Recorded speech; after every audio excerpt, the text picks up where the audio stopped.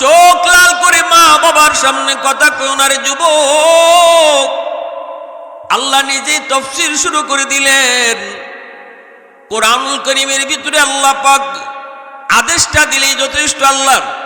আল্লাহ শুধু এতটুকু কইয়া শেষ দিলেই চলতো, ওয়াবিল ওয়ালিদাইনি ইহসানা, মা বাবার সাথে উত্তম আচরণ করো। এতটুকু বললি আল্লাহর কথা ফাইনাল। আল্লাহর কথা মানতে আমরা বাধ্য, ঠিক কিনা? নামাজ পড়ো, পড়তেছি আল্লাহর কথা মানতেছি। রোজা রাখো, রোজা রাখতেছি আল্লাহর কথা মানতেছি। এখানেও আল্লাহ যদি বলতেন মা বাবার সাথে ভালো আচরণ করো, দ্যাটস এনাফ। আমরা ভালো আচরণ করতে বাধ্য, কারণ আল্লাহ পাক আমাদের খালিক, আল্লাহ আমাদের মালিক। আল্লাহর আদেশ আমরা মানতেই হবে। কিন্তু আল্লাহ পাক এখানে বলেন বান্দা আমি তোমারে আর একটু বুঝায় কই, সুবহানাল্লাহ, আমি তোমার আর একটু ভাঙ্গা কই, আর একটু বুঝা কই কেমন করে ভালো আচরণ করবা। সাবধান, তোমরা ধমক দিয়ে কথা কও না, চোখ লাল করে কথা কও না, কিরিমিরি খায়া তোমরা কথা কও না। আল্লাহ কয় এমন কোন আচরণ তুমি কইরো না রে যুবক, যে আচরণে মার মুখ থেকে উফ শব্দটা বের হয়, বাবার জবান থেকে আহ শব্দটা বের হয়। মনে রাখো, বাপ মার মুখ থেকে যদি কখনো আহ উহ শব্দ বের হয়, এই শব্দটা জমিনের নিচে থাকে না, বরং আল্লাহর আরশে যা আল্লাহ পাকের দরবারে মামলার ফাইলে গিয়ে জমা হয়ে যায়। আল্লাহর আদালতে যদি কোন মামলা বসে, এই মামলা ডিল করার মতো সাহস আর শক্তি মানুষের নেই। দুনিয়ার আদালতে যদি আমরা কোনো আসামি হই, আমাদের বিরুদ্ধে কোন মামলা হয়, এখানে আমরা তদবির করতে পারি, বিভিন্ন জায়গায় দৌড়াইতে পারি, ঘুষের অফার দিতে পারি, মন্ত্রী মিনিস্টার দিয়া ফোন দেওয়াইতে পারি। কিন্তু বলো তো দেখি, যদি মালিকে কয় বান্দা তোর জীবনের নামাজ, তোর জীবনের রোজা, তোর জীবনের হজ, তোর জীবনের যত দান সদকা আছে সব তুই লিয়ে জান্নাতে পড়ে যা, আগে তোর বিরুদ্ধে তোর মার মামলা, তোর বিরুদ্ধে তোর বাবার মামলা, এই মামলাটা আগে তুই ডিসমিস কর, এরপরে তুই নামাজ লিয়ে জান্নাতে যাবি। হাসরের মাঠে ওই দিন আল্লাহকে ম্যানেজ করার মতো কোনো ক্ষমতা কারো আছে? টেলিফোন দিয়ে কইতার আল্লাহরে কেউ? ও যুবক, এজন্য বুদ্ধিমান কখনো আল্লাহর আদালতে মামলা লইয়া কবরে যায় না। দুনিয়ার মামলা দুনিয়াতে ডিসমিস করে যেই মানুষটা, সেই হলো বুদ্ধিমান। আর বোকা হলো যেই মানুষটা দুনিয়ার মামলা আল্লাহর আদালতে নিয়ে কবরে যায়, সে হলো দুনিয়াতে সবচেয়ে বোকা, সবচেয়ে বোকা। এজন্যই বাইরে বন্ধুরা মনে রাখবা, আল্লাহ পাক কয় এমন কোন আচরণই তুমি কইরো না যে আচরণে মা বাবার মুখ থেকে উফ শব্দটা বের হয়, আহ শব্দটা বের হয়।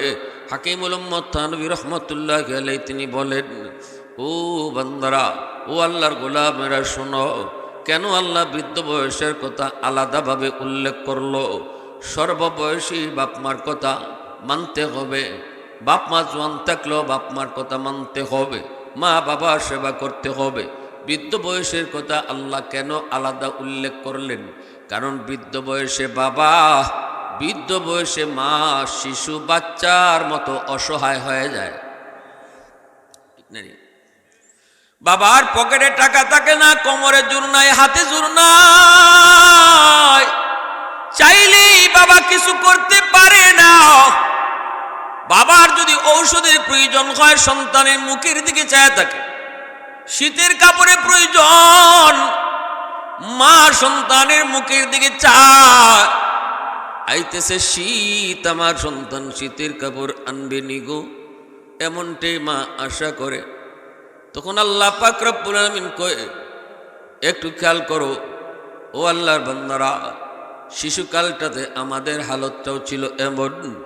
আমি যখন শিশু ছিলাম তখন আমিও কোনো কিছু দরকার হলে বাবার চেহারার দিকে তাকায় থাকতাম, কারণ আমার পকেটেও সেই দিন কোনো টাকা ছিল না। বাবা যদি বাজারে যায়, বাজার থেকে আসলে পরে বাবার হাতের দিকে চায় থাকতাম, আব্বা আমার জন্য বাজার থেকে কিছু আনলো নি। ওই দিন কিন্তু বাবা সন্তানের মুখের দিকে তাকায়া পকেটে টাকা না থাকলেও ধার করে কিছু নিয়ে আইতো। বাড়িতে গেলে পরে তো আমার সন্তান আমারে জড়ায় ধরবে, আব্বু কিছু আনছনি। বাবার যদি ঔষধের প্রয়োজন হয় নিজের ওষুধটা আগে কিনে নাও, সন্তানের ওষুধটা আগে কিনতো। মা নিজের ওষুধের কথা বলতো না, সন্তানের ওষুধের কথাটা স্বামীর কয়ে দিত, ঠিক না? স্বামী গো ভুল কইরো না, সন্তানের ওষুধ টানতে ভুল কইরো না। বাইরা বন্ধুরা, আজকে তুমিও তোমার বাবার জায়গাতে, আজকে তোমার পকেটে টাকা কিন্তু বাবার পকেটে টাকা নেই, বাবার কাজকর্ম করার ক্ষমতা নেই। ঔষধের প্রয়োজন হলে সন্তানের মুখের দিকে তাকায়, যদি কই বাবা আমার ঔষধ শেষ, ধমক দিও না, এই কথা কইও না তোমার দুদিন পরে পরে খালি ওষুধ লাগে, আমার পকেটে টাকা আছে কিনা একটু খবর আসেনি, এমন কথা কইও না। কারণ শিশুকালে তোমার বাবা কোনো দিন তোমার ঔষধ আনতে মন খারাপ করে নাই। শীতের কাপড়ের প্রয়োজন হয়েছে, নিজেরটা আগে লয় নাই, নিজেরটা আগে কিনে নাই, সন্তানের কাপড়টা আগে কিনেছে। ওই দিন আমি পড়েছি, পত্রিকার মধ্যে পড়লাম রাশিয়ায় একটা বিল্ডিং ধসে পড়ছে। এই বিল্ডিং এর ভাঙ্গা বিল্ডিং এর নিচ থেকে 11 দিন পর একটা মাকে তারা উদ্ধার করলো। এই মার কোলে আছিল একটা দুধের বাচ্চা, দুধের বাচ্চাটা সহ মাকে তারা উদ্ধার করলো। হাসপাতালে তাড়াতাড়ি নিয়ে যাওয়া হয়, মা সন্তান দুজনকে তারা চিকিৎসা দিয়ে সুস্থ করে, আল্লাহর রহমত। এরপরে দেখা যায় ডাক্তাররা তখন মাকে জিজ্ঞেস করে, মা গো, ও মা, 11টা দিন তুমি এই জায়গায় দুধের বাচ্চারে নিয়ে কেমনে থাকছো? খাইছো কি? বাচ্চারে তুমি খাওয়াইছো কি? এই কথা বলতেই মার চোখ থেকে দর দর করে পানি পড়ে।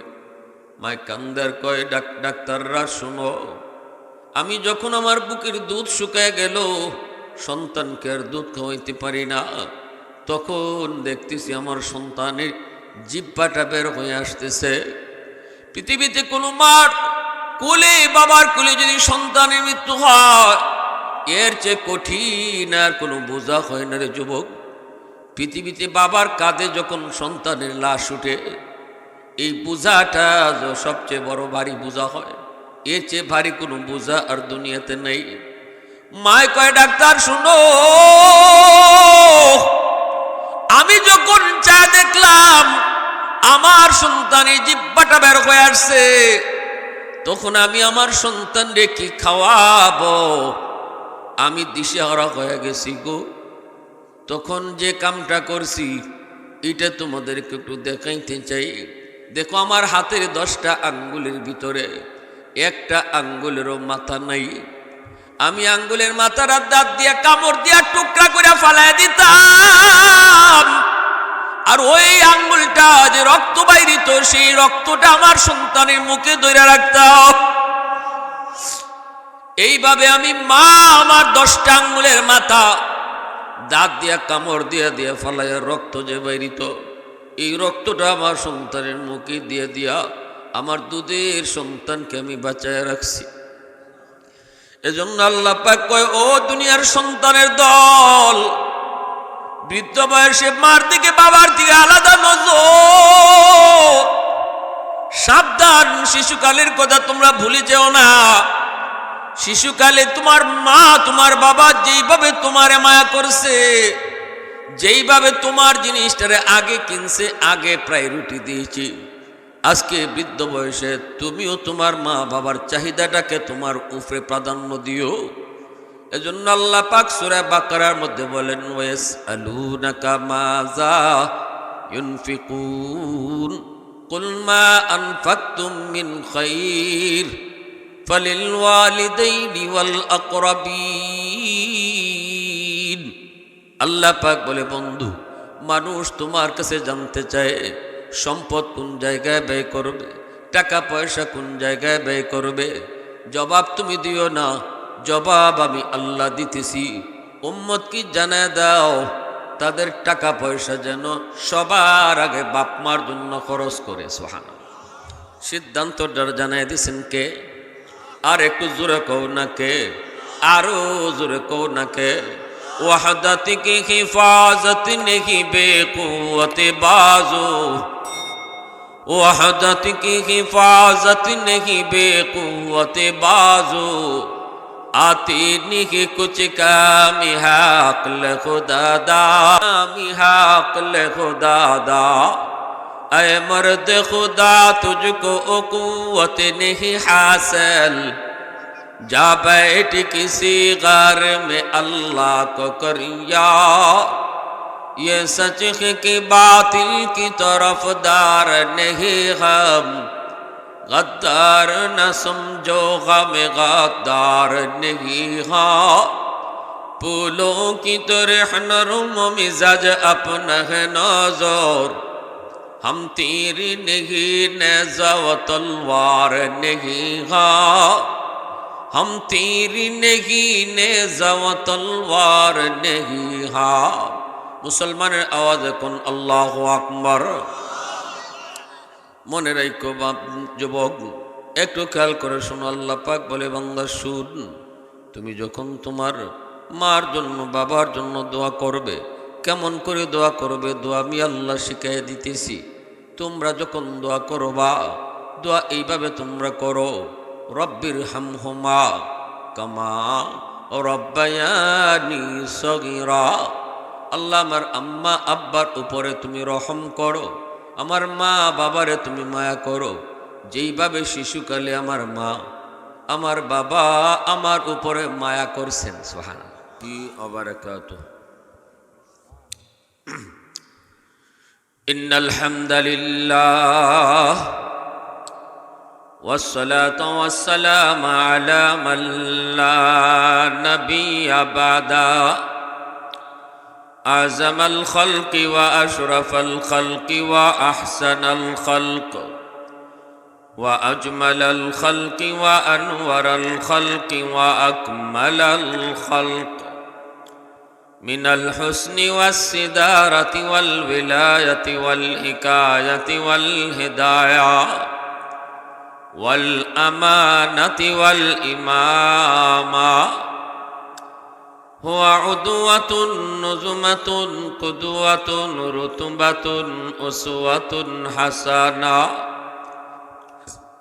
صعد إلى سدرة المنتهى في ليلة المعراج في ليلة المعراج كشف الدجى ثم دنا ثم دنا ثم دنا فتدلى فكان قاب قوسين أو أدنى صلى الله عليه وعلى آله وأصحابه وبارك وسلم تسليما كثيرا كثيرا أما بعد فأعوذ بالله من الشيطان الرجيم بسم الله الرحمن الرحيم وقضى ربك ألا تعبدوا إلا إياه وبالوالدين إحسانا إما يبلغن عندك الكبر أحدهما أو كلاهما فلا تقل لهما أف ولا تنهرهما وقل لهما قولا كريما واخفض لهما جناح الذل من الرحمة وقل رب ارحمهما كما ربياني صغيرا وقال رسول الله صلى الله عليه وسلم رضا الرب في رضا الوالدين وسخط الرب في سخط الوالدين أو كما قال النبي عليه الصلاة والسلام اللهم صل على محمد وعلى آل محمد كما صليت على إبراهيم وعلى آل إبراهيم إنك حميد مجيد اللهم بارك على محمد وعلى آل محمد كما باركت على إبراهيم وعلى آل إبراهيم إنك حميد مجيد والليل بغير زلف محمد كترنم والليل بغير زلف محمد كترنم والشمس من رخسار أحمد كترنم والفجر में सुबह रिसालत की बशारत والعصر में दौर नबूवत की बशारत हर फूल में रूय मदीना का तबस्सुम शाखों की लचक में बेक़दा का तकल्लुम यासीन से मौला ने कभी उनको पुकारा यासीन से मौला ने कभी उनको पुकारा हामीम कभी और कभी तौसीन इशारा ये रमज़ है कुछ आशिक़ माशूक़ के माबैन समझाए जिन्हें खल्क़ में एक सरवर कौनैन समझाए जिन्हें खल्क़ में एक सरवर कौनैन ला इलाहा इल्लल्लाह सबाई मोहब्बत ला इलाहा इल्लल्लाह आवाज दिया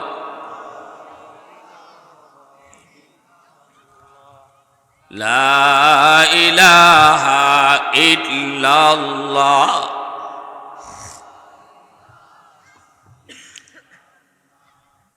ला इलाहा इल्लल्लाह হৃদয়ের জানালাটা খুলে দাও না প্রভুর ডাকে মন সারা দাও না প্রভুর ডাকে মন সারা দাও না অসীম ক্ষমতা যার হাতের উপর যার নামে বয়ে যায় ঝরনা নহর অসীম ক্ষমতা যার হাতের উপর যার নামে বয়ে যায় ঝরনা নহর আল্লাহ আল্লাহ বলে সবে দেওয়ানা প্রভুর ডাকে মন সারা দাও না হৃদয়ের জানালাটা খুলে দাও না প্রভুর ডাকে মন সারা দাও না আল্লাহ আল্লাহ আল্লাহ আল্লাহ আল্লাহ আল্লাহ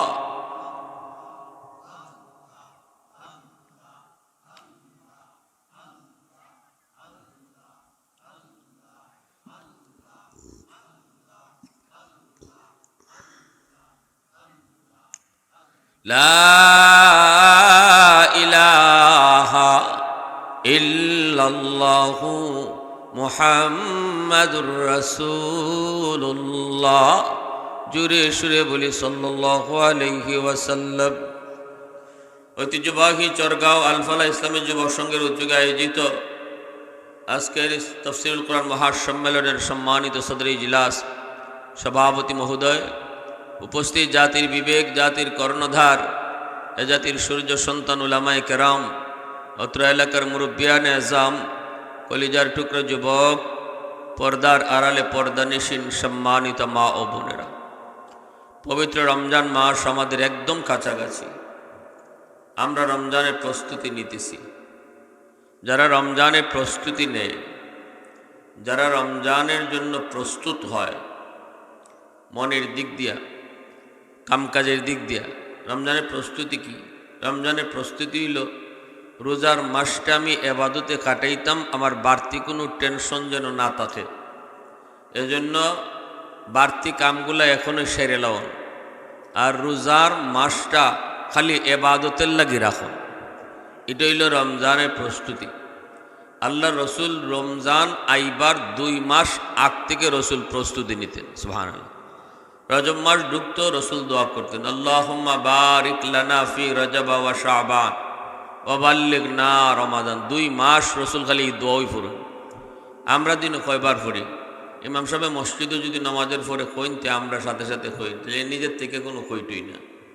আমি আমার কথা কই, আমরা গাফেল। অথচ এই 2 মাসে এটা বহুত বড় একটা নবীজির সুন্নত। এই দোয়াটা বেশি বেশি পড়া, আল্লাহ রজব শাবানে তুমি বরকত দেও, আর রমজান পর্যন্ত আমারে পৌঁছে দাও। নবীজি কখনো হায়াত আল্লাহর কাছে চাইছেন না, কিন্তু রমজান ফাইবার লাগে রসুল আল্লাহর কাছে হায়াত ভিক্ষা চাইছেন। সুবহানাল্লাহ জোরে বলে। আল্লাহ রসুলের মনে হইতো রমজান আইবার 2 মাস আগ থেকে, আমরা যেমন আওর খ্যাতলাম্বার আগে একটা কোমরের মাঝে বান্ধেই নেনি, যে এখন কামলামতাসি, এটার একটা প্রস্তুতি আছে না, কাপড় চোপড় গুছানি। তা আল্লাহ রসুল রমজান আইবার 2 মাস আগ থেকে রসুল এবাদতের লাগি মনে হইতো এরকম একটা কোমর বান দিতা।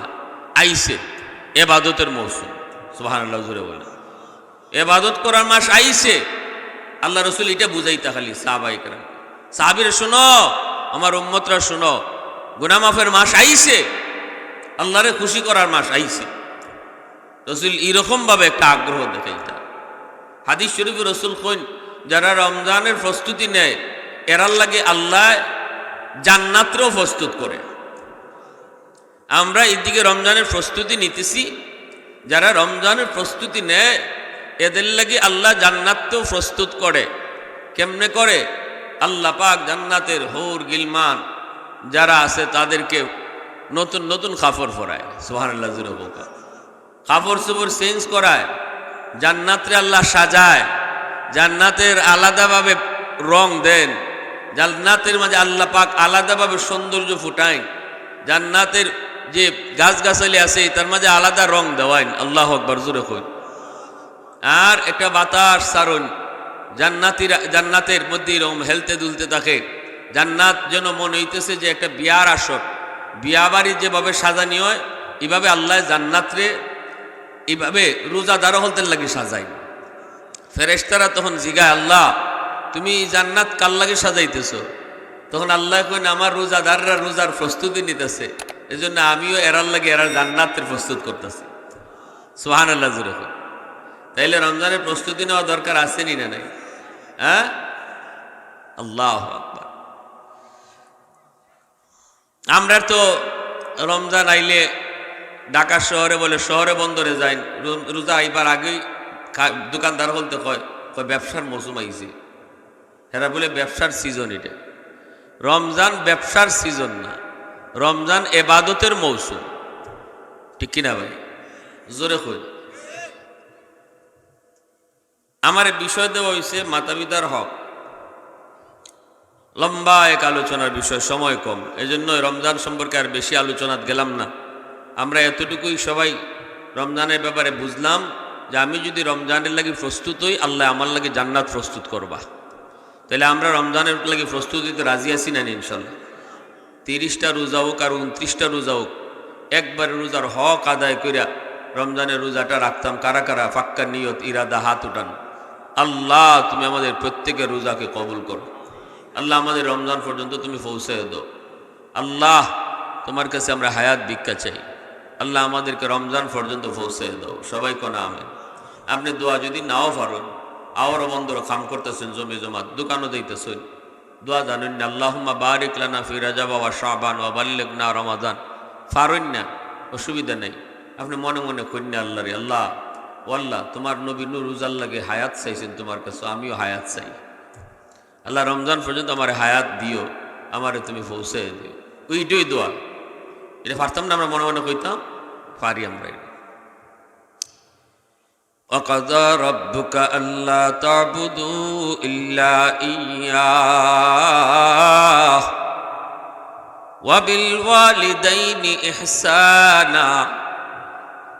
আল্লাহ বলেন বন্ধু তোমার রবের ফরমান, তোমার রবের আদেশ হলো ইবাদত চলবে, গোলামি চলবে একমাত্র আমি আল্লাহর, বন্দেগী চলবে একমাত্র আল্লাহর।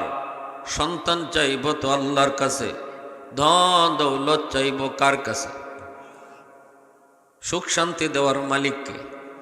হ্যাঁ, এটা আল্লাহর হক, হকল্লাহ, এটা আল্লাহর হক। প্রথমে আল্লাহ আল্লাহর হকের কথা কইতেছেন, এরপরে বান্দার হকের কথা আনতেছেন। বান্দার হকের মধ্যে বাপ মার হক সবার উপরে, এজন্য মা বাবার হকের কথা আগে নিয়ে আইছিল। সুবহানাল্লাহ জোরে বলেন। ওয়াবিল ওয়ালিদাইনি ইহসানা। দ্বিতীয় ফরমান হলো তোমার রবের উম্মতকে জানিয়ে দাও তারা যেন তাদের বাপ মার সাথে উত্তম আচরণ করে, ইহসানের আচরণ যেন তারা করে। এই কথাটা বললেন আল্লাহ পাক, নির্দেশ দিলেন আল্লাহ, আদেশ করলেন আল্লাহ। যেমনভাবে নামাজের আদেশ আল্লাহ পাক করেছেন, এইভাবে মা বাবার সেবা করার আদেশও আল্লাহ একই রূপে করছেন। এতে করেই মুফাসসিরিনে কেরাম লিখেন, নামাজ পড়া যেমন ফরজ, মা বাবারে খাওয়ানিও এমন ফরজ। নামাজ পড়া যেমন ফরজ, রোজা রাখা যেমন ফরজ, এমনি ভাবে বাপ মার সাথে ভালো আচরণ করাও সন্তানের উপরে ফরজ। এটা ঐচ্ছিক কোনো বিষয় নয়, সমান তালে ফরজ। আল্লাহ পাক আদেশ দিয়ে দিলেন। ভাইরা বন্ধুরা, এজন্যই এই কথাটা কইয়া আল্লাহ পাক তার কথাকে শেষ দিলেন না, মা বাবার সাথে উত্তম আচরণ করো। এই কথাটা বলে আল্লাহ তার কথাকে শেষ দিলেন না, অথচ নামাজ পড়ো, রোজা রাখো, যাকাত দাও, আল্লাহ আদেশ দিয়ে আল্লাহ তার কথাকে শেষ দিলেন। ব্যাখ্যা বিশ্লেষণ আল্লাহ করেন নাই, তাফসীর আল্লাহ করেন নাই, কিন্তু মা বাবার সাথে ভালো আচরণ করো বলার পরেই আল্লাহ তার কথাকে শেষ দিলেন না, বরং ভালো আচরণ কেমনে করব এই বিষয়টা আল্লাহ নিজেই তাফসীর শুরু করে দিছে। ইম্মা ইম্মা বলে আল্লাহ তাফসীর শুরু করে দিলেন। ও দুনিয়ার সন্তানের দল, কেমন করে তোমরা মারে খুশি করবা, কেমন করে বাবারে খুশি রাখবা, আমি আল্লাহ তোমাদেরকে তাফসীর করে ব্যাখ্যা করে বুঝায় দেই। আল্লাহু আকবার জোরে কও। আল্লাহ বলেন ব্যাখ্যা করে বুঝায় দেই, আমি আল্লাহ নিজেই তোমারে তাফসীর করে বুঝায় দেই। এই জায়গার ভিতরে আল্লাহ নিজে ওয়াবিল ওয়ালিদাইনি ইহসানার তাফসীর আল্লাহ নিজেই শুরু করছেন। সুবহানাল্লাহ। তোমার মা তোমার বাবা যখন বৃদ্ধ বয়সে উপনীত হয়, ওই বৃদ্ধ বয়সে তোমরা বাপ মার সাথে এমন কোনো আচরণ তুমি কইরো না, এমন কোনো কথা কইও না যেই কথায় বাপ মার মুখ থেকে উফ শব্দ বের হয়, আহ শব্দটা বের হয়। এমন কোনো আচরণ, এমন কোনো কথাই তুমি কইও না যে কথার দ্বারা বাপ মার কলিজায় ব্যথা লাগে। না না, ধমক দিয়া কথা কইও না। যখনই কথা কইবা তখন নরম নরম ভাষায় কথা কইও। সুবহানাল্লাহ। ওয়ালা তানহারহুমা, ধমক দিয়া কথা কইও না। চোখ লাল করে মা বাবার সামনে কথা কই না রে যুবক। আল্লাহ নিজেই তাফসীর শুরু করে দিলেন। কোরআনুল কারীমের ভিতরে আল্লাহ পাক আদেশটা দিলেই যথেষ্ট। আল্লাহ শুধু এতটুকু কইয়া শেষ দিলেই চলতো, ওয়াবিল ওয়ালিদাইনি ইহসানা, মা বাবার সাথে উত্তম আচরণ করো। এতটুকু বললি আল্লাহর কথা ফাইনাল, আল্লাহর কথা মানতে আমরা বাধ্য, ঠিক না? নামাজ পড়ো, পড়তেছি আল্লাহর কথা মানতেছি।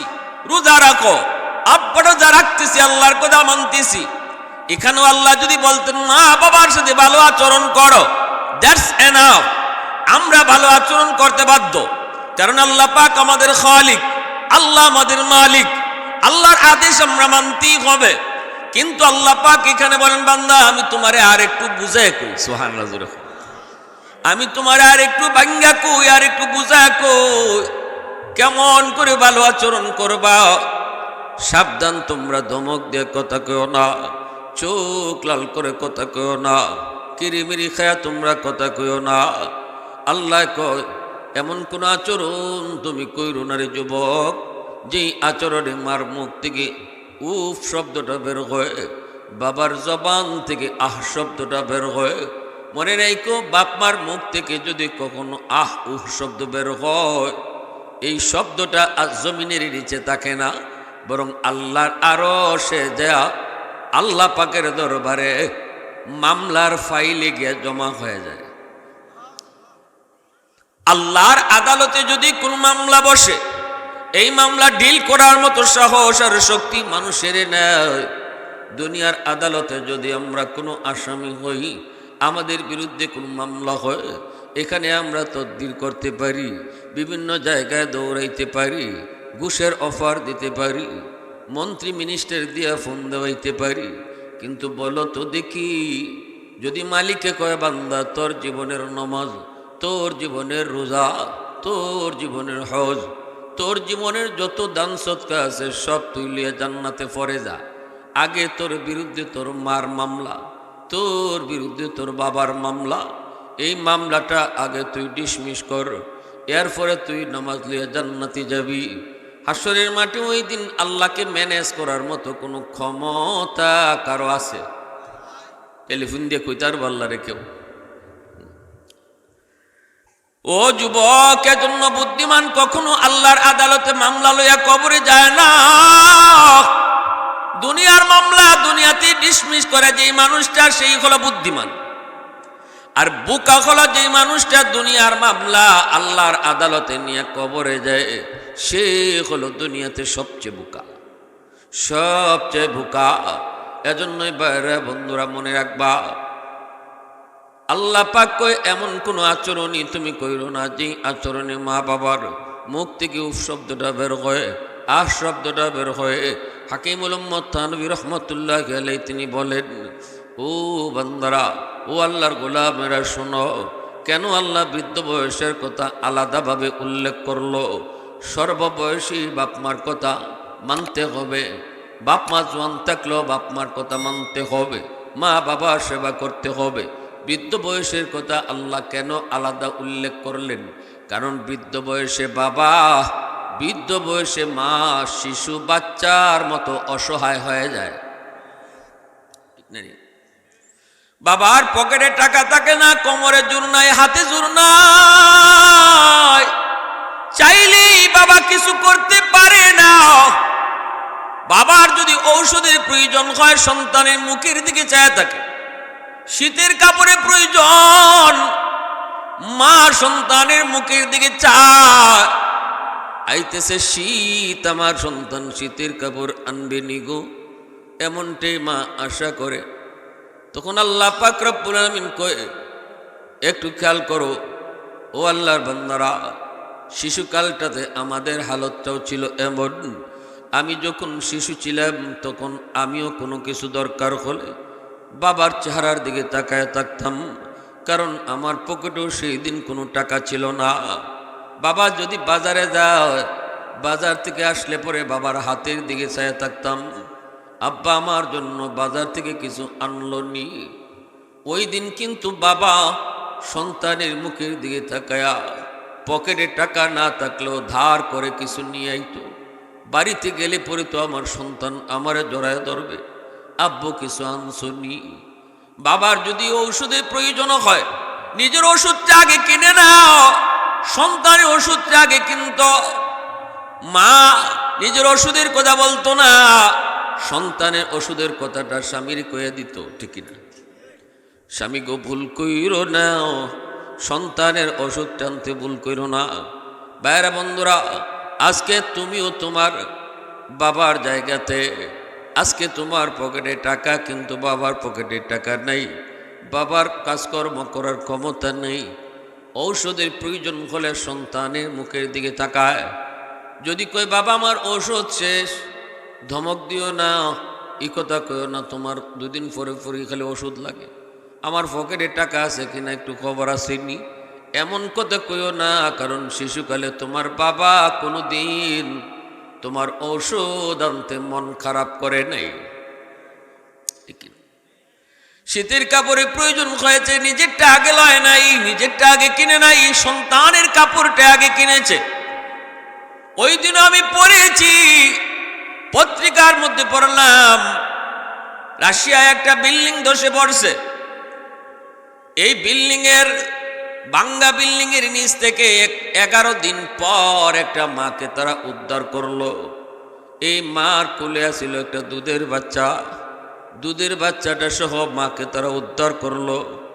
হাসপাতালে তাড়াতাড়ি নিয়ে যাওয়া হয়, মা সন্তান দুজনকে তারা চিকিৎসা দিয়ে সুস্থ করে, আল্লাহর রহমত।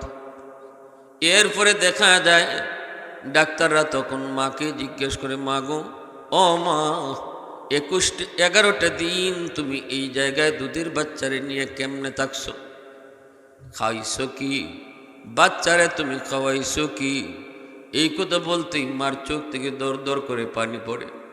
মায় কান্দার কয়, ডাক্তাররা শোনো, আমি যখন আমার বুকের দুধ শুকায় গেল, সন্তানকে আর দুধ খাওয়াইতে পারি না, তখন দেখতেছি আমার সন্তানের জিহ্বাটা বের হয়ে আসতেছে।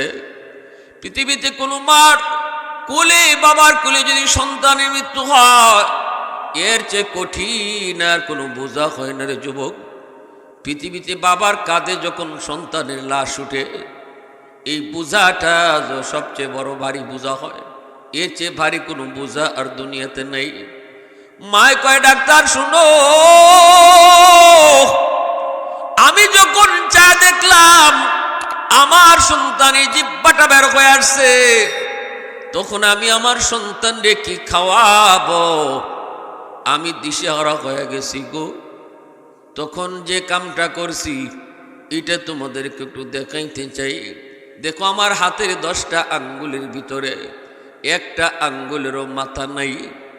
আমি আঙ্গুলের মাথার দাঁত দিয়ে কামড় দিয়া টুকরা করে ফালাই দিতাম, আর ওই আঙ্গুলটা যে রক্ত বাইরিত, সেই রক্তটা আমার সন্তানের মুখে ধরে রাখতাম। এইভাবে আমি মা আমার 10টা আঙ্গুলের মাথা দাঁত দিয়া কামড় দিয়া দিয়া ফালাইয়া রক্ত যে বাইরিত, এই রক্তটা আমার সন্তানের মুখে দিয়ে দিয়া আমার দুধের সন্তানকে আমি বাঁচায় রাখছি। এজন্য আল্লাহ পাক কয়, ও দুনিয়ার সন্তানের দল, বৃদ্ধ বয়সে মার দিকে বাবার দিকে আলাদা নজর, সাবধান। শিশুকালের কথা তোমরা ভুলে যেও না। শিশুকালে তোমার মা, তোমার বাবা যেইভাবে তোমারে মায়া করছে, যেইভাবে তোমার জিনিসটারে আগে কিনছে, আগে প্রায়োরিটি দিয়েছি, আজকে বৃদ্ধ বয়সে তুমিও তোমার মা বাবার চাহিদাটাকে তোমার উপরে প্রাধান্য দিও। এজন্য আল্লাহ পাক সূরা বাকারার মধ্যে বলেন, ওয়াসআলুনাকা মাযা ইউনফিকুন কুল মা আনফাকতুম মিন খায়র ফালিল ওয়ালিদাইনি ওয়াল আকরাবিন।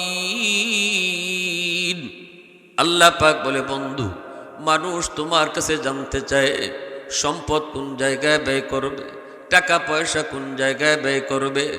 জবাব তুমি দিও না, জবাব আমি আল্লাহ দিতেছি। উম্মত কি জানায় দাও, তাদের টাকা পয়সা যেন সবার আগে বাপ মার জন্য খরচ করে। সুবহানাল্লাহ। সিদ্ধান্তটা জানায় দিছেন কে? আর একটু জোরে কও না কে? आरो जोर को न के वहदत की हिफाजत नहीं बेकुवत बाजो वहदत की हिफाजत नहीं बेकुवत बाजो आती नहीं कुछ कामी हक़ल खुदा दा कामी हक़ल खुदा दा ऐ मर्द खुदा तुझको कुव्वत नहीं हासिल जा बैठ किसी गार में अल्लाह को करिया ये सच है कि बातिल की तरफदार नहीं हम गद्दार न समझो गम गद्दार नहीं हाँ फूलों की तरह नरम मिजाज अपना है नजर हम तीर नहीं नेज़ा व तलवार नहीं हाँ हम तीर नहीं नेज़ा व तलवार नहीं हाँ मुसलमान आवाज कोन अल्लाहु আকবার মনে রাখো বাপ যুবক একটু খেয়াল করে শোনো আল্লাহ পাক বলে বান্দা শুন তুমি যখন তোমার মার জন্য বাবার জন্য দোয়া করবে কেমন করে দোয়া করবে দোয়া আমি আল্লাহ শিখিয়ে দিতেছি তোমরা যখন দোয়া করবা দোয়া এইভাবে তোমরা করো রব্বির হামহুমা কামা রব্বায়ানি সগীরা আল্লাহ আমার আম্মা আব্বার উপরে তুমি রহম করো আমার মা বাবারে তুমি মায়া করো যেইভাবে শিশুকালে আমার মা আমার বাবা আমার উপরে মায়া করছেন সুবহানাল্লাহ দোয়াটা শিখাইছেন কেডা কবুল করবেন কেডা যিনি কবুল করবেন ইনি যদি দোয়া শিখিয়ে দেয় তাহলে বোঝা গেল এই দোয়াটা আল্লাহর কাছে এইভাবে করলে 100% কবুল ফ্যাক্টরির মালিকে চাকরি দিব আইসে 100 জন একজনকে মালিকে ডাক দেন আমার কাছে কেমনে দরখাস্ত লেখন লাগে তুমি জানো কয় না স্যার কত আমি তোমার শিখিয়ে দিই দরখাস্ত যদি মালিকেই লিখে দেয় তাহলে বোঝা গেল আর কেউ চাকরি হোক না হোক তারটা হইব 100% ঠিক না দোয়া কবুল করেন কে ই আল্লাহই দোয়া শিখাই দোয়া শুনো তোমরা যারা আমি আল্লাহর কাছে মা বাবার লাগে দোয়া করতে কেমনে করবা জানো আমি আল্লাহ তোমার শিখাই দিই আল্লাহ দোয়া শিখাই দিছে আর আল্লাহ দোয়া শিখাই দিতে গিয়ে কোন ওই শিশুকালের কথাটা ইয়াদ করো আমি আল্লাহরে ইয়াদ করে দিই আমার ইয়াদ আছে রে বন্দা শিশুকালে যে তোমার মা তোমার বাবা তোমার জন্য কি করছে এটা আমি আল্লাহর এখনো মনে আছে আমি আল্লাহর কাছে এখনো ভাসে তুমি হয়তো ভুইলা গেছো এজন্য শিশুকালের কথাটা আমি আল্লাহরে এইভাবে কই আল্লাহ আমার আব্বা আম্মা শিশুকালে আমারে যেই রকম মায়া করছে তুমি এইরকম মায়া করো সুবহানাল্লাহ জোরে বলে আরো জোরে বলে যদি তুমি এইভাবে মারে বাবারে খুশি রেখে চলতে পারো তাহলে রাসূল বলেন আল্লাহ পাক তার হাবিবকে জানায় দিছে বন্ধু জানায় দাও রিদার রাব্বি ফি রিদাল ওয়ালিদাইন ওয়া সাকাতুর রাব্বি ফি সাকাতিল ওয়ালিদাইন সন্তানের উপরে যদি মা বাবা রাজি থাকে আমি আল্লাহ তার উপরে রাজি আর কোন সন্তানের উপরে যদি বাপ মা নারাজ থাকে আমি আল্লাহ তার উপরে নারাজ আল্লাহকে যদি তুমি খুশি করতে চাও আমরা সবাই আল্লাহরে খুশি রাখতে চাই কি চাই না সবাই আল্লাহরে খুশি রাখার জন্য পাগল সবাই আল্লাহরে খুশি রাখতে চায় পাগল ওই কথা বলবে না যে আমি আল্লাহরে চাই না না না মদকুর গাঞ্জাকুর যে হেও কইতো না যে না আমি আল্লাহর খুশি চাই না সবাই কইব আমি আল্লাহরে খুশি রাখতে চাই এইবার আল্লাহ কয় আমাকে যদি তুমি খুশি রাখতে চাও মা বাবারে আগে খুশি করো সুবহানাল্লাহ বাপ মা খুশি থাকলে আমি আল্লাহ খুশি বাপ মা নারাজ থাকলে আমি আল্লাহ নারাজ যেই সন্তানের উপরে তার বাপ মা নারাজ এর উপরে আল্লাহ নারাজ তাম দুনিয়ার সমস্ত মানুষ যদি তোমার উপরে খুশি থাকে এরপরও কিন্তু আল্লাহ খুশি না চেয়ারম্যান মেম্বার জনগণ সহ সব তোমার উপরে খুশি কিন্তু মা নারাজ বাবা নারাজ আল্লাহ কয় আমিও নারাজ আর যদি মা বাবা তোমার উপরে খুশি থাকে রে যুবক আমি আল্লাহ তার আমার হাবিবকে বুঝাইয়া দিছি কয়ে দিছি আমি আল্লাহ তোমার উপরে রাজি এই জমিনে যেই মানুষগুলা আল্লাহ পাককে খুশি রাখবে মা বাবারে খুশি করার দ্বারা তার দুনিয়াতে 5টা ফায়দা। আর যদি কেউ দুনিয়াতে মা বাবারে অখুশি করে, মারে বাদ দেয় না, বাপরে বাদ দেয় না, কথা কইতে গেলে মার সাথে চোখ লাল করে কথা কয়, বাবার সাথে চোখ লাল করে কথা কয়, বউয়ের কথায় পইরা মারে আলগা করে দিছে, বউর কথায় পইরা বাবারে আলগা করে দিছে, মনে রাখো তার জন্য দুনিয়াতেই 5টা ক্ষতি। কয়টা? 5টা লাভও আছে, 5টা ক্ষতিও আছে। শুনবার ইচ্ছা আছে আপনাদের?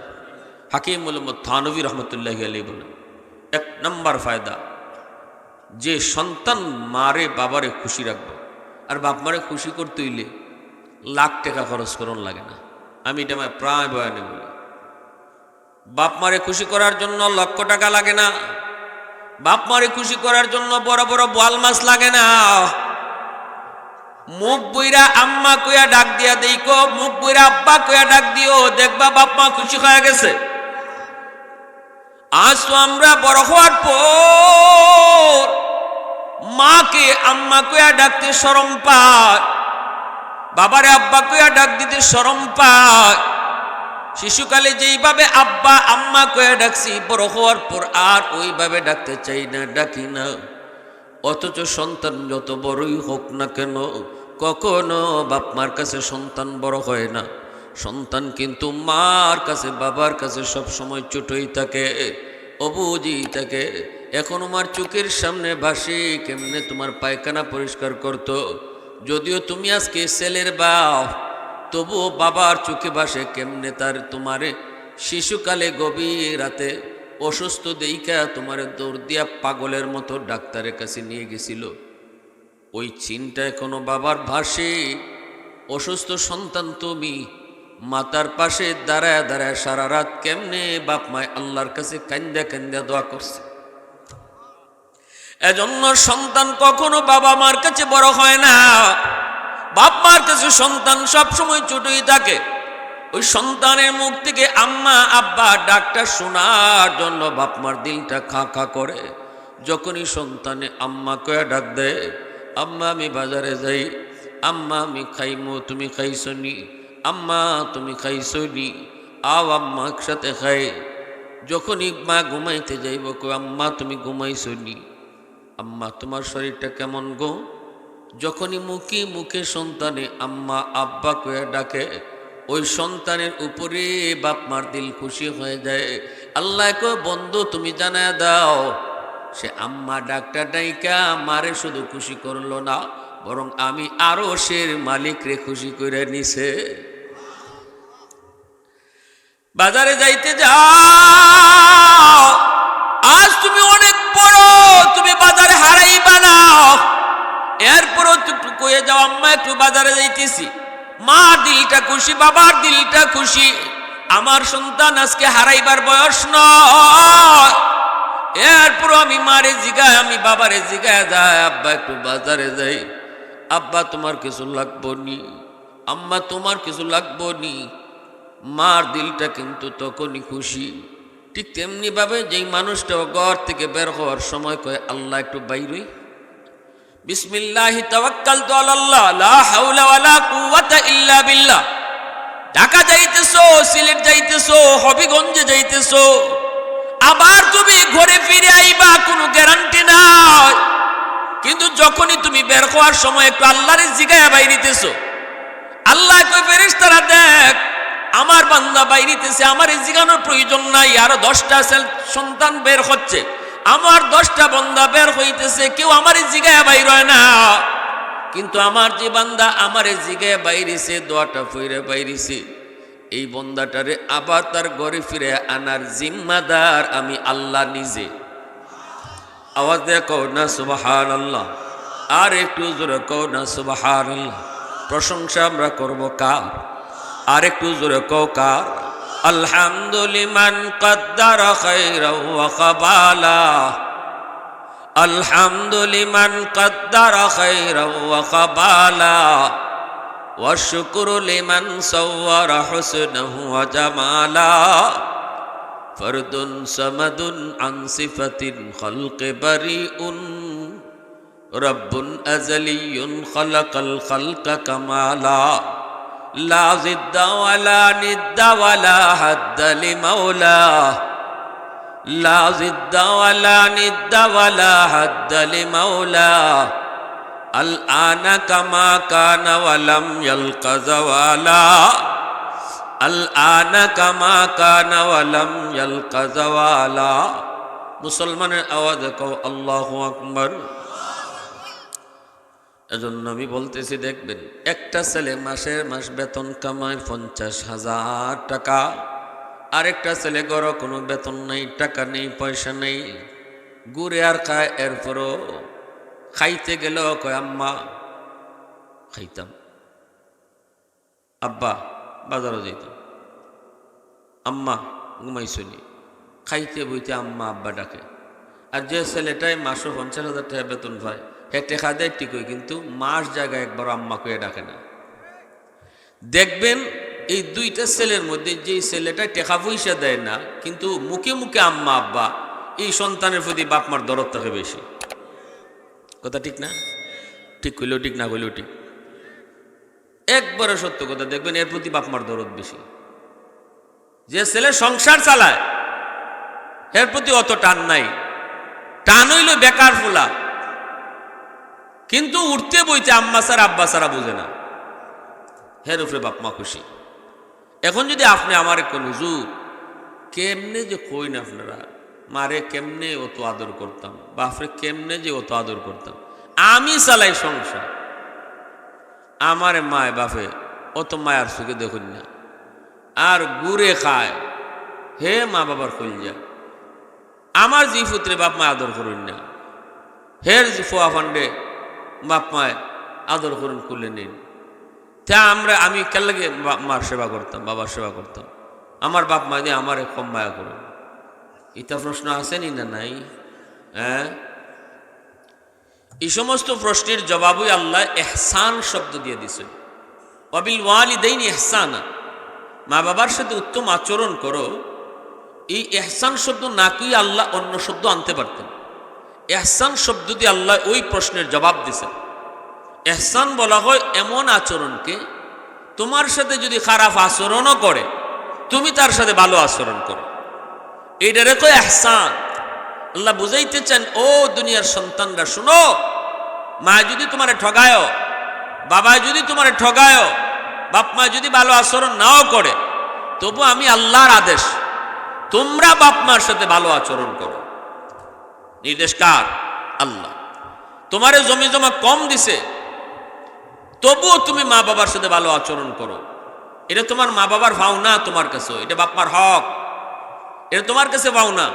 তবে হ্যাঁ, যদি বাপ মা জুলুম করে, তোমারে ঠগায়, আর 5টা ছেলের ভিতরে সবরে এক নজরে দেখে না, এরম যদি হয়, তাহলে হাসরের মাঠও মার বিরুদ্ধে, বাবার বিরুদ্ধে আল্লাহর আদালত মামলা হইব। আল্লাহ হাসরের মাঠও বাপ মারে জিগাইব, কেন তুমি দুই চোখে দেখছো? তোমার সন্তান তো সবাই সমান ছিল, সমান নজরে কেন দেখছো না? এই জবাব আল্লাহর কাছে বাপ মায় দিব। কিন্তু দুনিয়ার নিজাম রাসূল বলে দিছেন, আল্লাহ বলে দিছেন, দুনিয়াতে কোনো সন্তান বাপ মার কাছ থেকে বদলা নিতে পারবে না, শুধুমাত্র মা হওয়ার কারণে, বাবা হওয়ার কারণে। কারণ এই মার উসিলায়, বাবার উসিলায় তোমার আল্লাহ দুনিয়া দেখাইছে, এই বাপ মার উসিলায় তুমি দুনিয়া দেখছো। এজন্য তোমারে যদি বাপ মা কিচ্ছু নাও দেয়, তবুও তুমি মা বাবার সাথে ভালো আচরণ করতে হবে, শুধু এতটুকুর কারণে। তারা বুঝে আসছে ভাই? বুঝে আসছে? এই প্রশ্নটা সাহাবীরা রসুলকে করেছিলেন। আমি যে কইছি এটা আমার থেকে না, সাহাবীরা নবীকেই প্রশ্ন করেছিলেন, ইয়া রাসূলুল্লাহ ইন জলামা। একদম একই আপনাদের মনের প্রশ্ন, যাদের মনে মনে। আমাকে অনেকে ফোন দেয়, অনেকে এরকম ফোন দে কয়, হুজুর আপনার বাপ মার ওয়াজটা শুনি, কিন্তু হুজুর কেমনে যে কি করি, আমি এত কিছু করি সংসারও, কিন্তু এরপরও বাপ মার মন পাই না, আমি আব্বা আম্মার মন পাই না। আমারে মা বাবায় সবসময় খালি ওই আলাদা নজরে দেখুন, আর এক নজরে দেখুন। এখন হুজুর কেমনে বালা আচরণ করতাম, আপনি কই? আমি কই না। এই প্রশ্নের জবাব আল্লাহ রসুল নিজে দিয়েছেন, সুবহানাল্লাহ। এই প্রশ্নটাই সাহাবীরা রসুলকে করছেন। নবীজি যখন এই ওয়াজটা করেছেন, আন আবি হুরায়রা রাদিয়াল্লাহু তাআলা আনহু قال قال رسول الله صلى الله عليه وسلم من أصبح مطيعا لله في والديه أصبح له بابان مفتوحان من الجنة। যেই সন্তানে রাতের বেলা বাপ মারে খুশি কইরা ঘুমাইব, রসুল বলেন তার জন্য সকাল হতেই জান্নাতের দরজা খোলা। এই প্রশ্ন করছে। এরপরে রসুল কয় যেই সন্তান বাপ মারে রাতের বেলা কলিজায় কষ্ট দিয়ে ঘুমাইব, ভালো করে জানে তার মার মনে ব্যথা, বাবার মনে ব্যথা, এরপরে হে মাফ চাইছে না, মারে খুশি করছে না, ঘুমায়া গেছে, আল্লাহ রসুল বলে এ ঘুমাইছে না, সকাল হলেই তার জন্য জাহান্নামের দরজা খোলা। নাউজুবিল্লাহ। এই রাত যদি এই সন্তানের মরণ হয় তাহলে তার জিন্দগির কোনো আমল তারে জান্নাতে নিতে পারবে না। যেই রাত্রে মার দিলে কষ্ট আসিল, বাবার দিলে কষ্ট আসিল, এই রাত্রে যদি কোনো সন্তানের মরণ হয় তার জীবনের নামাজ, রোজা, হজ, জাকাত, দান, সদকা কোনো কিছুই তারা জান্নাতে নিতে পারবে না। এই ওয়াজটা যখন রসুল করছেন তখন একজন সাহাবী দাঁড়ায় বলছেন, ইয়া রাসূলুল্লাহ, বেয়াদবি মাফ করবেন গো নবী, ওয়া ইন জালামা, বাপ মা যদি জুলুম করে। আল্লাহ রসুল তখন প্রশ্নের জবাবে বলেছিলেন, ওয়া ইন জালামা ওয়া ইন জালামা ওয়া ইন জালাম।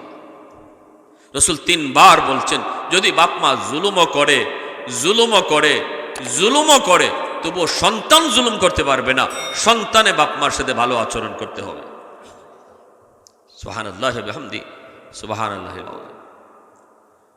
যে সন্তানের জন্য মা বাবার দোয়া আছে, যে সন্তানের দোয়া কোন জিনিস?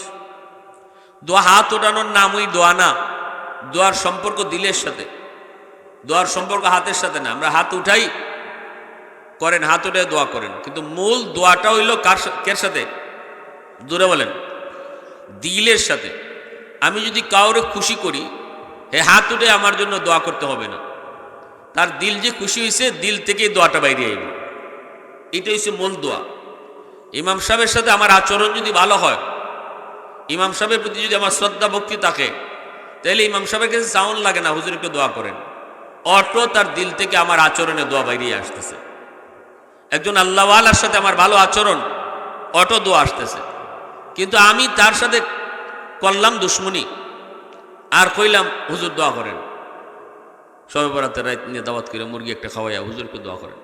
হুজুরের দোয়া করে আপনার 14 গোষ্ঠীতে জান্নাতে দিলাইছে, কারণ আপনার মসজিদের সভাপতি, মসজিদের সেক্রেটারি, মসজিদে কেশিয়ার, লম্বা একটা দোয়া দিছে, হাতে কয় আর মুখে কয় আর দিলে কয় আর একটা। কারণ আপনি তো সবসময়টা ফইরি খুসাইন, ইমাম সাহেবের দিলের কথাটা কিন্তু আল্লাহ শুনবো, হাতের কথাটা না, মুখের কথাটা না। এর জন্য দোয়ার সম্পর্ক হাতের সাথে না, দিলের সাথে। মার সাথে আপনি ভালো আচরণ করছেন, বাবার সাথে ভালো আচরণ করছেন, মারে খুশি রেখে রেখে চলতেছেন, মা যেটা কইতেছে এটা শুনতেছেন, বাবা যেটা কইতেছে এটা শুনতেছেন। ওই যে শুনতেছেন আর মার দিলটা খুশি আছে, অটো অল টাইম, দিন রাত আপনার জন্য দোয়া বাইরিতেছে। এটার নাম হলো কানেকশন, এটাই মূল দোয়া, এটাই হলো মূল দোয়া। নবীজি বলেন ওই মা বাবার দোয়াটা আল্লাহর কাছে এমনভাবে কবুল হয়, মাঝখানে কোনো বাধা থাকে না।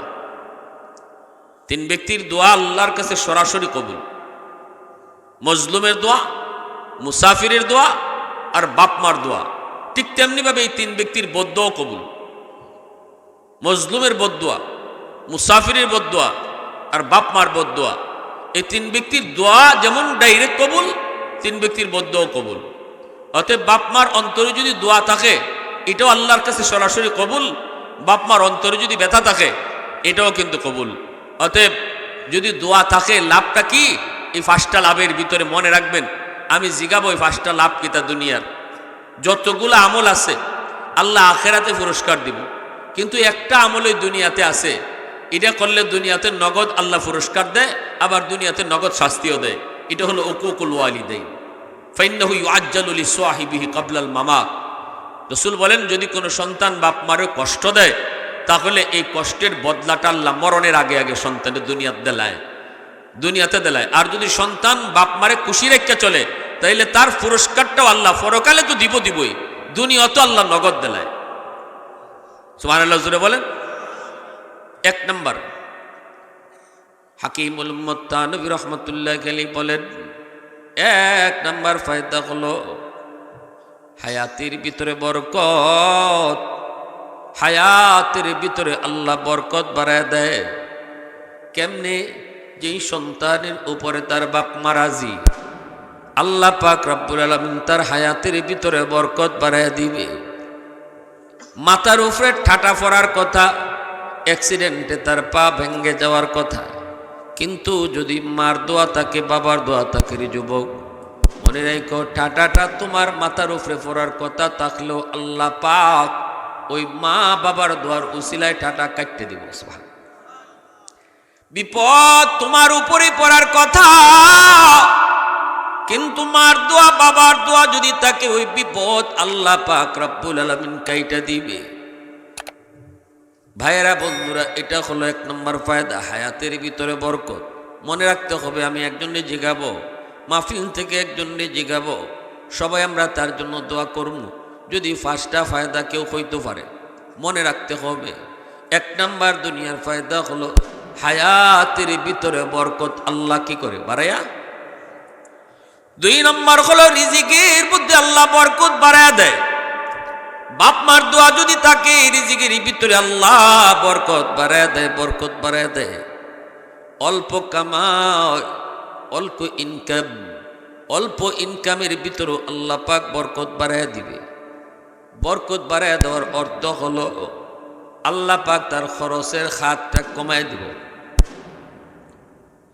অসুস্থতার মাধ্যমে দেখা যায় লক্ষ লক্ষ টাকা চলে যায়। একজনে 50,000 টাকা মাসে বেতন পায়, মাস শেষে দেখা যায় তার 10,000 টাকা বাজারও গড় ঋণ। 50,000 টাকা দিয়েও সংসার চলে না। আরেকজনে দেখা যায় মাসে 10,000 টাকা বেতন পায়, মাস শেষে দেখা যায় তার খরচ কইরেও 2,000 থাকে। এটার নামই হলো বরকত। বরকত আমি আপনাদেরকে বুঝায় পারবো না, এটা বুঝা নিতে হয়। মূসা নবী একদিন কই, মালিক জান্নাতে আমার বন্ধু কে হবে গো? আল্লাহ পাক কয়, একজন কসাই। মূসা নবী কয়, মালিক কোন আমলের কারণে সে জান্নাতে আমার বন্ধু? আল্লাহ কয়, মূসা তুমি নিজে যায় তার আমলটা একটু খুঁজো। মূসা নবী বাজারে আসলেন, লোকটার সাথে পরিচয় হলো, কিন্তু মূসা নবী নিজের পরিচয় দিলেন না। না দিয়া বলতেছেন, বাইরে আজ আমি তোমার বাড়িতে মেহমান হতে চাই, আমি একজন মুসাফির মানুষ, আমার মেহমানদারি তুমি করবানি। কোনো অসুবিধা নেই। মূসা নবী তার বাড়িতে গেলেন।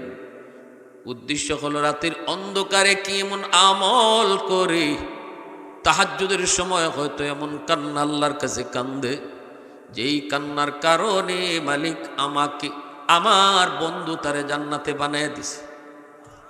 কিন্তু বাড়ির ভিতরে ঢুইকে দেখেন না, ওই কসাই মানুষটা যে বাজারে মাত্র গোশত বেচে, ছোট একজন ব্যবসায়ী, বাড়ির ভিতরে ঢুইকা এসে বউয়ের রুমেও ঢুকলো না, সন্তানের কাছেও গেল না।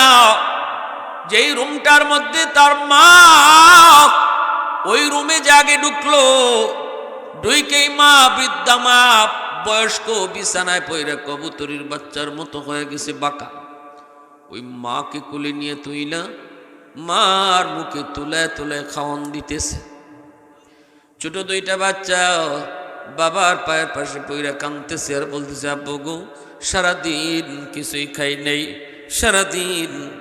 না না, এত সময় কেন? অন্যান্য মসজিদে আজান পড়ে কয়টায়? সব দিকে 30-এ জামাত হইলে তো ঠিক আছে, অসুবিধা নেই। অন্যান্য সব মসজিদের সাথে মিলে কি রাখবেন, আপনাদের মাহফিলের জন্য আবার 15 মিনিট বাড়াইবেন না, কারণ মাইকের আওয়াজ নামাজিদের কষ্ট হবে এবং এতে তারা কষ্টও পাবে। শুনেন, মূসা নবী বলতেছে, ভাই বাচ্চাগুলা কারা যারা তোমার পায়ে পড়ে কাঁদতেছে আর কয় আব্বু খানা দাও? তখনই সন্তানকে বাবায় বুঝায় কয়, বাজান একটু সবর করো, আগে তোমাদের দাদুরে খানা খাওয়ায় নেই। মূসা নবী কয়, বাচ্চাগুলি কার? কয় হুজুর আমার। ইনি কে? কয় আমার মা। বাচ্চাগুলারে খানা দিলা না কেন? কয় আমি আমার মারে আগে খাওয়াই, এরপরে বেবি বাচ্চা নিয়ে নিজে খাই। মূসা নবী কয়, ভাই এই আমলটা কতদিন ধরে তুমি করো? কয় 40 বছর যাবত। সুবহানাল্লাহ। আল্লাহর পয়গম্বর মূসা আল্লাহরে কয়, মালিক আমল তো পায়া গেছি। সুবহানাল্লাহ। আমি মনে করেছিলাম গভীর রাতের কোনো আমল, কিন্তু দেখলাম না, এটা 40 বছরের আমল। মুসা নবী কই, ভাই তোমার মা কি জন্য দোয়া করলো? কই, দুইটা দোয়া করে মা, একটা দুনিয়া আর একটা আখিরাতে। দুনিয়ার দোয়াটা হলো মায়ের সব সময়, আল্লাহ আমার সন্তানদের দুনিয়াতে তুমি রিজিকের অভাব দিও না। আমি ছোট একটা ব্যবসা করি, কিন্তু বরকত অনেক বেশি, আমার কোনো অভাব নাই গো হুজুর, কোনো অভাব আমার নাই, আল্লাহ আমারে খুব ভালো রাখছে। বাকি আরেকটা দোয়া করে মায়, আল্লাহ জান্নাতে আমার সন্তানরে মুসা নবীর বন্ধু বানাই দি। কিন্তু এই দোয়াটা কেমনে কবুল হইব আমি বুঝি না গো। এত বড় দোয়া মায় করে, সাথে সাথে মুসা নবী তারে বুকে আঁকড়ে দইরা কই, ভাই আমার বুকে আয়। তোমার মার দ্বিতীয় দোয়াটাও আল্লাহ কবুল করে নিছে। আমি আল্লাহরে জিজ্ঞাসিলাম, মালিক জান্নাতে আমার বন্ধু কেডা হইব? কারণ আমি হইলাম বনি ইসরাইলের নবী মুসা। জিজ্ঞাসিলাম কে হইব জান্নাতে বন্ধু? আল্লাহ তোমার ঠিকানায় আমারে পাঠায় দিছে। আমি কইছিলাম, মালিক কোন আমলের উসিলায়? আল্লাহ আমলের কথা আমারে কয় নাই, কয় তুমি যা খুঁজা বাইর করো। আমি পায়ে গেছি রে ভাই। আমি ভাবছিলাম গভীর রাতের কোনো আমল, এখন আমি পেয়ে গেছি কোন আমলের কারণে তুমি জান্নাতে আমার বন্ধু। সেই আমলটা হলো তোমার মার দোয়া। আওয়াজ দেয়া কও না সুবহানাল্লাহ। দুনিয়া তো রিজিকের ভিতরে আল্লাহ বরকত বাড়ায় দিবে, এই হলো 2 নম্বর ফায়দা। 3 নম্বর ফায়দা হলো যেই সন্তানের উপরে বাপ মা রাজি, বাপ মা খুশি। 3 নম্বর ফায়দা হলো তার সন্তানকে আল্লাহ পাক তার মতো আদর্শ সন্তান বানাবে। সন্তানের কারণে এই বাপ মার ইজ্জত আল্লাহ বাড়াবে। সন্তানের কারণে কখনো বাপ মার চোখে মুখে চুনকালি পড়বে না। আমাদের সমাজে এমনও আছে বাপ মা বড় সম্মানী, কিন্তু সন্তানের কারণে বাপ মার ইজ্জত নষ্ট হয়, আসেনি না নাই? কিন্তু যদি তুমি তোমার মারে খুশি রাখো, বাবারে খুশি রেখে চলো, তোমার সন্তানের কারণে তোমার ইজ্জত কোনোদিন নষ্ট হবে না, বরং সন্তানের কারণে আল্লাহ ইজ্জত বাড়ায় দিবে। 4 নম্বর ফায়দা হলো যেই সন্তানের উপরে তার মা রাজি, বাবা রাজি, ওই সন্তান হয় কি, ওই সন্তান দিন দিন আল্লাহ তার ইজ্জতের চেয়ারে বসাইব, সম্মান দিন দিন তার আল্লাহ বাড়াইব। দুনিয়াতে দিন দিন খালি তার ইজ্জত বাড়ব, সম্মান বাড়ব, সম্মান আল্লাহ তার দিন দিন বাড়াইব। এটা হলো 4 নম্বর ফায়দা। 5 নম্বর ফায়দা হলো যেই সন্তানের উপরে বাপ মা রাজি। হাকিমুল উম্মত মুজাদ্দিদ মিল্লাত মাওলানা আশরাফ আলী থানভী রহমাতুল্লাহি আলাইহি বলেন, ওই সন্তান যদি গরিব হয়, মরণের আগে আগে আল্লাহ তারে মক্কা মদিনা জিয়ারত করাইব। কেন? কারণও দিছেন। কারণ যতবার নজর করেছে বাপ মার চেহারার দিকে, ততবারই তার আমল নামার মধ্যে আল্লাহ পাক কবুল হজের সওয়াব উঠায়া দিছে। সন্তান যখন মার বাবার চেহারার দিকে নজর করে তাকায়, বাবার জন্য নখটা লম্বা হয়ে গেছে, বৃদ্ধ নখ কাটতে পারে না, তুমি বাবার নখটা কাইটা দিছ। যতবার নজর পড়ল তোমার বাবার চেহারার দিকে, ততবার আল্লাহ পাক আমল নামায় কবুল হজের সওয়াব উঠায় দিবে। ওই যে নজর পড়লো আর কবুল হজ তুমি আমল নামায় জমাইছো, ফেরেশতারা আল্লাহর কাছে তখন দোয়া করে, ফেরেশতারা কো, মালিক তোমার বান্দা বাপ মার চেহারা দেখে দেখে অনেকগুলা হজ আমল নামায় জমাইছে, বাস্তব হজটা তুমি তারে করায় দিলাও। সুবহানাল্লাহ জোরে কও। আমল নামায় হজের সব অনেক কামাইলিছে আল্লাহ, বাস্তবে তুমি তারে মক্কা মদিনা দেখাই দেয় না। আমরা ফেরেশতারা দোয়া করি, আল্লাহ এই মা ভক্ত বাবা ভক্ত সন্তানটারে তুমি মক্কা মদিনা দেখাও। এইগুলো 5টা ফায়দা। আর এর বিপরীত ঠিক তেমন, যদি সন্তান মারে কষ্ট দেয়, বাবারে কষ্ট দেয়, 1 নম্বর তার ক্ষতি হইল দুনিয়ার হায়াতের বরকত থাকবে না। টাটা তার উপরে পড়ার কথা আসিল না, পড়বো তার উপরে। অ্যাক্সিডেন্ট